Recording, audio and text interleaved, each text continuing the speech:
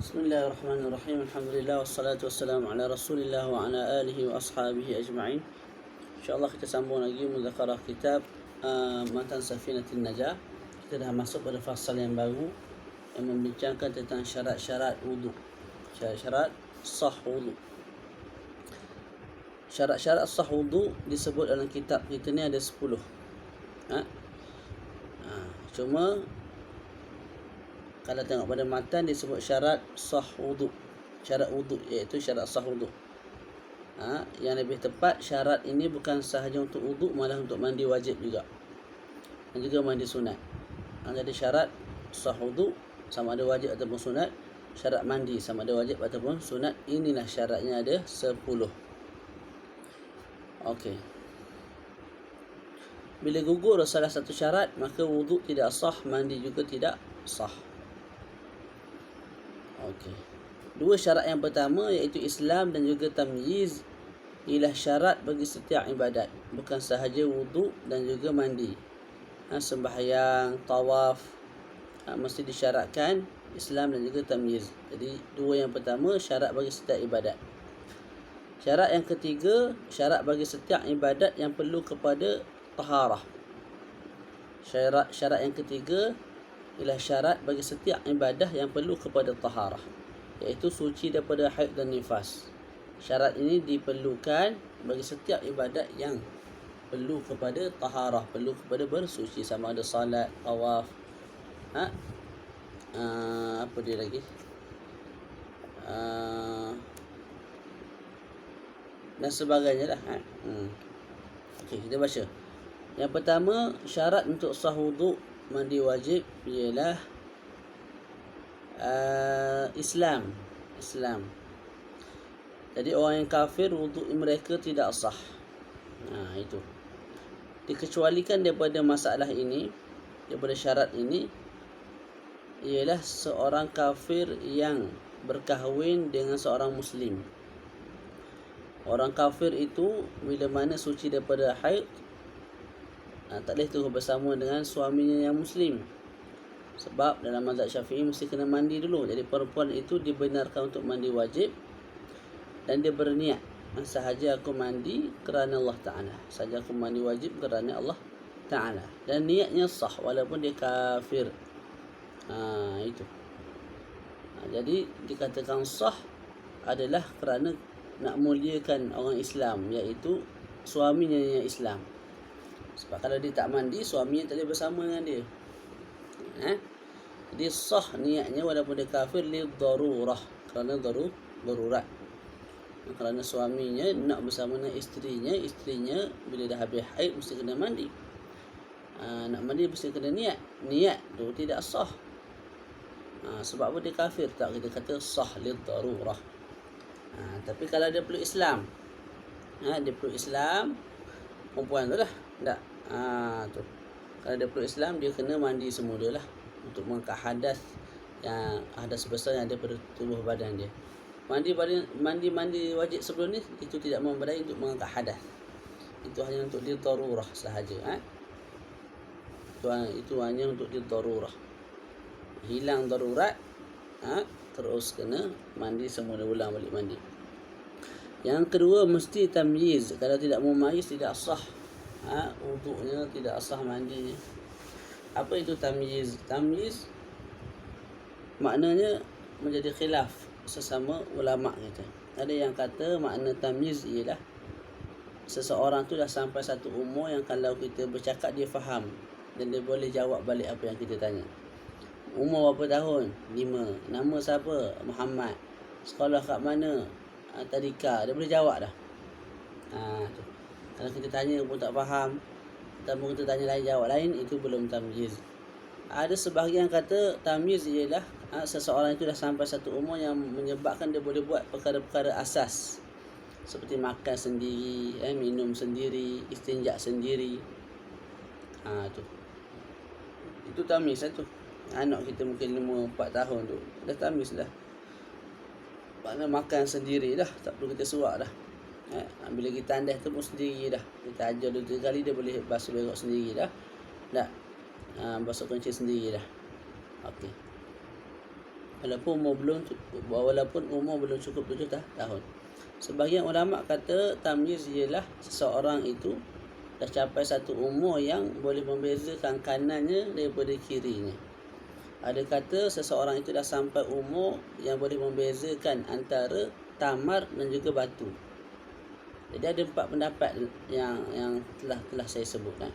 Pendapat yang lebih tepat ialah seseorang itu dah capai satu umur yang menyebabkan dia boleh buat perkara asas tadi. Makan sendiri, minum sendiri, istinja sendiri dan sebagainya. Perkara-perkara asas. Jadi kena tamyiz. Kalau tidak tamyiz, tidak mumayyiz, tidak sah wuduk. Contoh anak saya yang umur 2 tahun. Wuduk tidak sah sebab belum mumayyiz. Okey. Mandi tidak sah sebab belum mumayyiz. Cumanya ulama kita mengecualikan satu masalah. Masalah bermasalah kalau budak kecil nak buat tawaf ataupun nak buat haji. Dalam haji tu ada rukun yang bernama tawaf. Nak tawaf mesti berwuduk. Jadi budak tu kalau berwuduk tidak sah. Sebab wuduk perlu kepada niat. Niat budak tu tidak sah. Ulama kita sebut dikecualikan. Cuma ketika itu siapa yang nak niatkan untuk kita lah. Sebagai wali kita niatkan sahaja aku berwuduk untuk budak kecil ni. Bukan budak kecil tu niat sendiri, mana kawan tu nak niat. Tapi orang kafir tadi dia boleh niat sendiri. Jadi perempuan yang kafir itu yang berniat sendiri. Yang ketiga, syarat untuk sahnya wuduk, sahnya mandi ialah suci daripada haid dan nifas. Maknanya dah berhenti daripada haid dan nifas. Tu kalau tengah haid tengah nifas dia berwuduk, dia mandi wajib, tidak sah wuduknya, tidak sah mandi wajibnya. Begitu juga kalau berlaku perkara-perkara yang menafikan at-taharah. Contoh sedang air kencing keluar, sedang pegang perempuan, air mani sedang keluar, ketika itu mandi wajib ataupun berwuduk tidak sah. Jadi mesti perkara-perkara yang menafikan wuduk itu tidak ada. Seperti keluar air kencing, keluar air mani, pegang perempuan, haid, nifas, semua itu tidak ada. Ataupun haid nifas dah terputus, dah berhenti, barulah kita berwuduk, barulah sah. Kalau tengah-tengah haid, tengah-tengah nifas tu masih ada berwuduk, mandi wajib tidak sah, malah hukumnya haram. Dikecualikan pada beberapa masalah yang dikehendaki daripada mandi itu ialah nak sucikan badan, bersihkan badan, bukan nak mengangkat hadas. Itu tidak ada masalah, sah, malah disunatkan. Contoh hari raya, sunat mandi raya. Walaupun perempuan haid, sunat mandi raya. Sebab tujuannya nak cantikkan badan, nak wangikan badan, bukan nak mengangkat hadas. Sah. Nak masuk Mekah, nak masuk Madinah, tak, sunat mandi dulu supaya comel, bersih. Ketika itu juga dikatakan sah, malah sunat walaupun perempuan itu tengah haid ataupun nifas. Yang keempat, mesti suci daripada perkara yang menghalang sampainya air ke kulit. Tu mesti suci daripada sampainya air ke kulit. Wa amma yamna'u wusul al-ma' ila al-basharah. Jadi tak boleh ada kotoran bawah kita punya kuku ni. Kalau ada kotoran tanah ke likuid ke pasir ke, air tak sampai ke bawah kuku, tidak sah wuduk, tidak sah mandi wajib. Cuma kita sebut dah. Kalau tak silap ada pendapat, bukan kalau tak silap ada pendapat yang saya dah sebut dah. Kalau tak silap saya dah sebut dah. Apa yang saya sebut tu, pendapat Imam Ghazali mengatakan tak sampai air di bawah kuku tidak ada masalah, dimaaf sama ada mandi wajib ataupun mandi sunat, wuduk ataupun wuduk wajib ataupun wuduk sunat. Okey. Malah kalau ikut pendapat muktamad pun, kalau di bawah kuku itu peluh itu berkumpul yang menghalang sampainya air, tidak ada masalah, sah juga. Begitu juga mesti badan kita suci daripada minyak yang kering, minyak yang jamid, yang berketul lah. Yang menghalang sampainya air ke kulit. Berbeza kalau minyak yang mengalir, minyak masak tu, dia mengalir lah, dia cair. Kalau yang beku dia menghalang daripada sampainya air. Kalau minyak tu dia tu mengalir, cair, maka tidak menghalang sampainya air. Jadi contoh atas kita punya tangan ni ada minyak masak, kita berwuduk, sah, sebab air sampai ke kulit. Cuma bila kena kulit tu dia jatuh, Sebab minyak tu sifatnya lagu tu, air tak boleh tetap di atas ni, tapi sampai ke kulit sampai, jadi sah, tidak ada masalah. Begitu juga kita kena suci daripada debu-debu yang ada pada badan.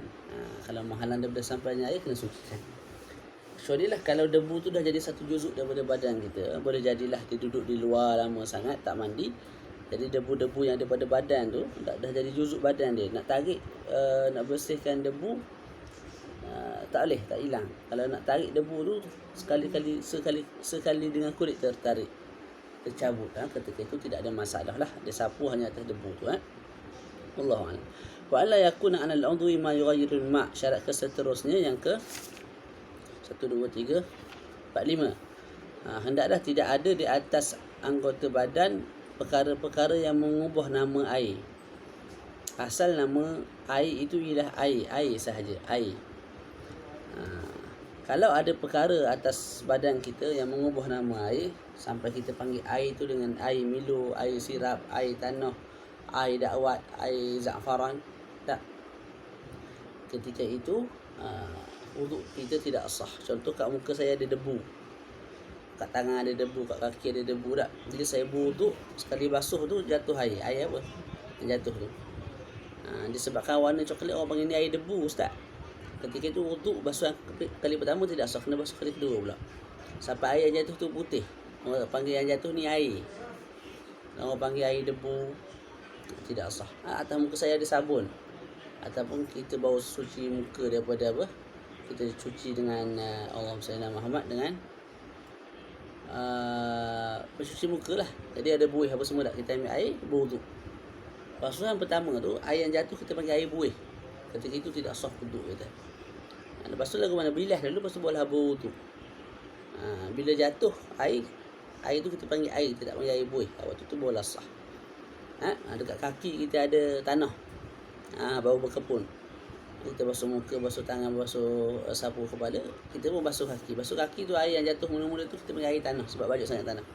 Ketika itu juga tidak sah basuhan pertama, kena basuh kali kedua pula kaki tu. Sekira-kira air yang jatuh tu, air yang gugur itu daripada kaki, kita panggil air saja, tak panggil air tanah. Okay, kalau ada perkara-perkara, tapi ada perkara-perkara seperti Milo, seperti debu, seperti dakwat, tapi tidak mengubah nama air. Contoh ada dakwat 2-3 titik sini, saya pun berwuduk. Bila saya berwuduk, dakwat tu jatuh sekali dengan air. Kalau 2-3 titik, adakah air itu akan jadi hitam? Tak, kita panggil air lagi, tak panggil air dakwat. Ketika itu tidak ada masalah. Ada tanah sikit kat tangan, kita basuh. Air yang jatuh selepas kita basuh wuduk kali pertama tu, basuhan pertama tu, air tu kita panggil air, tak panggil air tanah. Ketika itu sah, tidak ada masalah. Yang seterusnya, yang ke-6, syaratnya ialah mesti kita tahu wuduk itu fardu.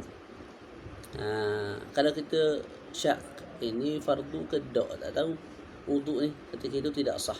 Ataupun kita i'tiqad yang wuduk itu hukum dia sunat, nak sembahyang mesti kena berwuduk, jadi wuduk tu fardu. Kita i'tiqad wuduk tu sunat sahaja, dia pun berwuduk. Sekalipun dia berwuduk, dia sembahyang tidak sah. Sebab wuduk dia tadi tidak sah. Sebab apa? Sebab dia i'tiqad wuduk itu sunat, sunat, maka tidak sah. Jadi mesti kita i'tiqad wuduk itu fardu, mesti nak kena buat sebelum mana kita sembahyang. Yang seterusnya,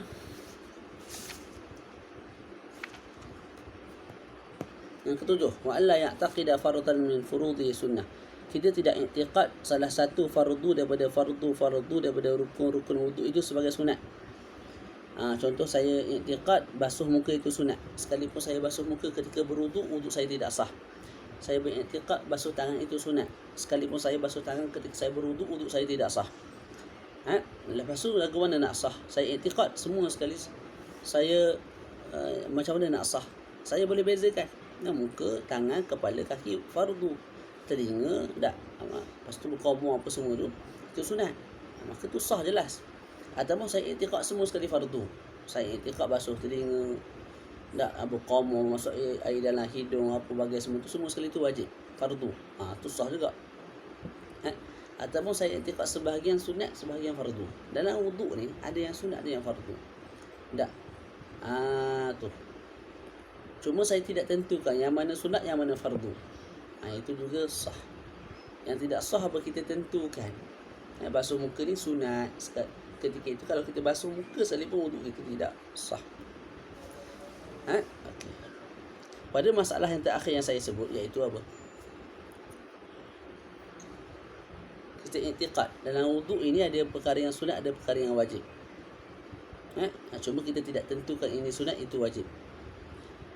Ketika itu di sisi Imam Ibnu Hajar sebut sah. Sama ada orang tu jahil ataupun orang tu alim. Dia tidak tahu yang mana fardu, yang mana sunat. Tapi dia tahulah ada yang fardu, ada yang sunat dalam wuduk ni. Hak mana sesunat, hak mana sefardu dia tidak tahu. Kamu alim ke kamu jahil, sah Imam Ibnu Hajar. Imam Ramli sebut tak. Kalau orang jahil sah, kalau orang alim tidak sah. Orang alim kat sini maksud dia apa? Orang alim kat sini maksud dia ialah orang yang ada waktu untuk belajar agama. Sekira-kira boleh belajar bab-bab ni. Tu dia anggap sebagai alim lah. Kalau dia tidak tahu beza yang mana sunat, yang mana fardu, ketika itu di sisi Imam Ramli tidak sah. Sebab dia alim, ada waktu untuk belajar. Mungkin daripada kekurangan ataupun taksir dia tak belajar, maka tidak sah. Kita ambil pendapat Imam Ibnu Hajar lebih mudah. Yang seterusnya ialah ma'ut tahur, air yang bersih, iaitu air mutlak. Mutlak ni ialah terlepas. Seseorang itu mentalak isterinya, maknanya melepaskan isterinya. Jadi air yang bersih ialah air yang mutlak, iaitu air yang terlepas daripada apa? Air yang terlepas daripada ikatan yang lazim, ikatan yang tidak boleh terpisah. Jadi air yang mutlak ialah air yang terlepas daripada ikatan yang lazim. Lepas tu pula di sisi orang yang alim, orang yang tahu hal keadaan air itulah, daripada kalangan ahli urf wal lisan, iaitu al-fuqaha. Itu dipanggil air mutlak. Air mutlak. Itu air yang keluar daripada payung itulah, itu air mutlak. Sebab apa? Sebab tidak diikat oleh sesuatu. Kita panggil air itu dengan air. Kita bawa air itu jumpa ayah kita tanya, ini apa ayah? Ayah kita jawab, ini air. Kita bawa jumpa mak kita, mak ini apa? Mak kita jawab air. Dia tak sebut air Milo, tak sebut air sirap, tak sebut air apa lagi? Air sirap. Dia tak sebut. Dia tak ikat dengan sesuatu yang lain kat belakang. Dia sebut air, lagu tu je. Tu. Ataupun diikat tapi bukan dengan ikatan yang lazim. Contoh air laut, air perigi. Diikat dengan perigi. Air diikat, disifatkan dengan telaga. Tak. Dengan laut, dengan sungai. Itu juga sah kita buat berwuduk. Kita ambil air sungai, kita bawa ke mak kita. Mak kita tengok kita ambil daripada sungai. Mak kita sebut, ini air sungai wahai anakku. Tapi kalau kita bawa air tu, jumpa orang lain yang tidak tahu yang kita ambil daripada sungai, orang tu cakap ini air. Jadi ikatan itu terlepas.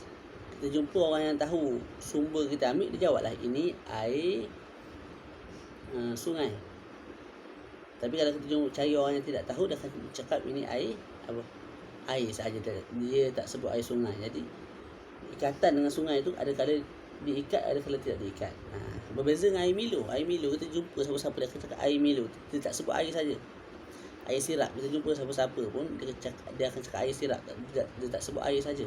Ketika itu kalau air itu melekat dengan sifat selepas tu, mudhaf ilaih selepas tu, maka tak boleh buat tak boleh kita buat berwuduk. Air sirap, air Milo, jual pekan sehari tak habis air Milo, balik-balik nak buat berwuduk, tak boleh, haram. Tidak sah, finnar.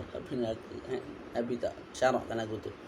Nak buat apa, minum lah, ataupun bagi binatang, ataupun siram pokok. Nak buat berwuduk tidak boleh. Okey. Jadi air mutlak ialah air yang tidak diikat dengan ikat yang lazim. Seperti air Milo, air sirap tu ikatan yang lazim, tidak terpisah daripada air itu. Tidak diikat pula di sisi orang yang alim bihalihi. Orang yang alim, orang yang tahu hal keadaan air itulah, daripada fuqaha. Indal alim bihali min ahli urf wal lisan, dia nak masukkan air seperti air musta'mal, air apa? Air musta'mal contoh satu. Air musta'mal ni tak. Kalau kita jumpa orang biasa, air musta'mal, kita berwuduk tak? Basuhan pertama tu kita panggil musta'mal. Kita bawa air tu, kita jumpa orang panggil air, orang tak panggil air musta'mal. Tapi boleh tak kita buat berwuduk? Adakah dia anggap sebagai air mutlak? Tidak. Sebab apa? Walaupun dianggap sebagai air, tidak ada ikatan selepas tu dengan air mustakmal. Tak, itu di sisi orang yang tidak tahu keadaan air. Kalau orang tu tahu keadaan air dan orang tu fuqaha, maka orang tu akan sebab ini air mustakmal. Ya, di sisi orang awam mungkin panggil air. Kami di sisi fuqaha, tak, kami ikat air ini dengan mustakmal. Dia tak akan terpisah dengan mustakmal. Kami akan sentiasa panggil air mustakmal, air mustakmal, air mustakmal, air mustakmal. Kami tak akan panggil sesekali air itu dengan air sahaja, tak. Itu bukan jenis kami. Kami akan panggil air mustakmal. Begitu juga nak masukkan, itu nak keluarkan air itu, nak keluarkan air mustakmal dan nak masuk air yang berubah. Air yang turun daripada langit jatuh ke bukit, daripada atas turun sampai ke bawah. Air itu dah berubah warna daripada putih, daripada air jernih putih tu jadi air coklat. Sebab apa? Sebab laluan daripada atas ke bawah tu lalu lumpur macam-macam lah, tanah, pasir apa semua, air saya coklat. Itu air berubah tu. Kalau kita panggil, kalau kita tanya orang awam biasa, orang kebanyakan dia kata ni air tanah. Jadi air dengan tanah tu tak terpisah, air tanah. Tanya orang ni air tanah, tanya orang ni air tanah, tanya orang ni air tanah. Tapi kalau kita tanya fuqaha, fuqaha cakap apa ini air. Di sisi kami panggil air, kami tak panggil air tanah. Di sisi kami fuqaha, kita bincang bab fiqh, kami panggil air, tak panggil air tanah. Maka di sisi fuqaha lah kita ambil iktibar, dianggap sebagai air, dan kita boleh buat berwuduk walaupun warna dia apa? Warna dia coklat. Warna dia coklat. Selesai. Seterusnya wadukhulul waqti wal muwalatu li daimil hadath. Okey. Syarat yang telah kita sebutkan sebentar tadi itu disyaratkan bagi orang yang selamat, orang yang sihat dan juga orang yang sakit. Dua syarat yang terakhir yang saya nak sebut, ini syarat bagi orang yang sakit sahaja. Sakit apa? Sakit salisul baul, salisul rih dan sebagainya. Orang yang sakit sentiasa keluar kencing, sentiasa keluar angin, ikut depan ikut belakang. Disyaratkan dua syarat. Dia orang nak berwuduk, ada orang nak mandi wajib. Kalau bagi yang keluar air mani lah, mesti selepas masuk waktu.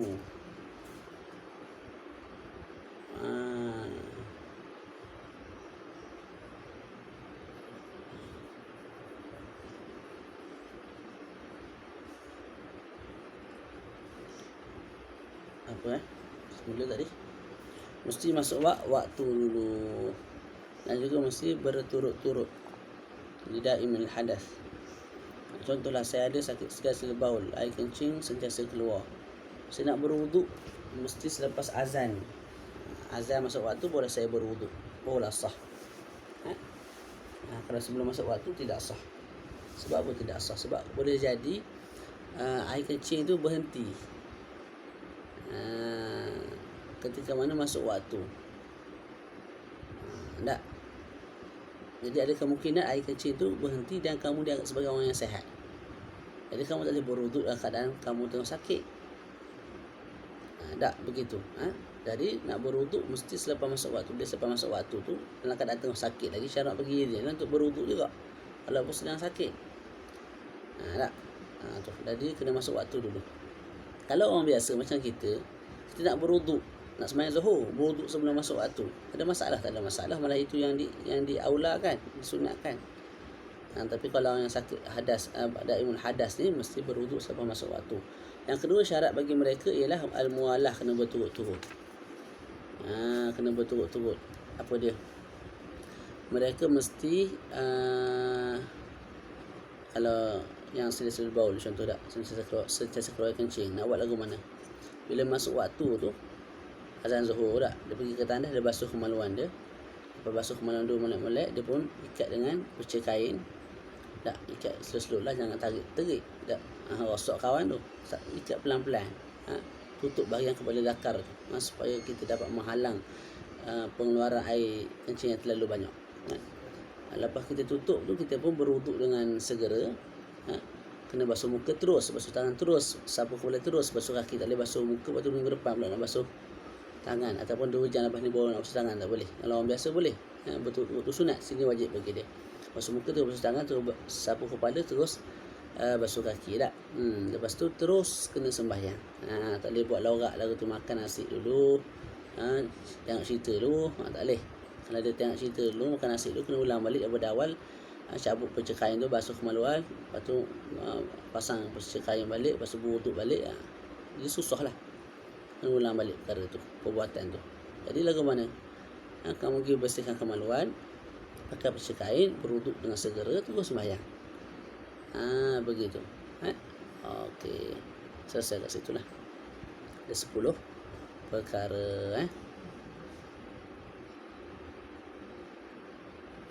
Okey, wasallallahu. Nanti kita akan masuk pembahasan yang lain tentang perkara-perkara yang membatalkan wuduk. Ada 4 sahaja, tidak lebih dan tidak kurang dalam mazhab al-Imam al-A'zam Imam Asy-Syafi'i radhiyallahu ta'ala anhu wa nafa'ana bi'ulumihi wa bi'ulumi syaikhihi fid darain. Amin. Wa sallallahu ala sayyidina Muhammad wa ala alihi wa sahbihi wa baraka wa sallam. Alhamdulillahirabbil alamin.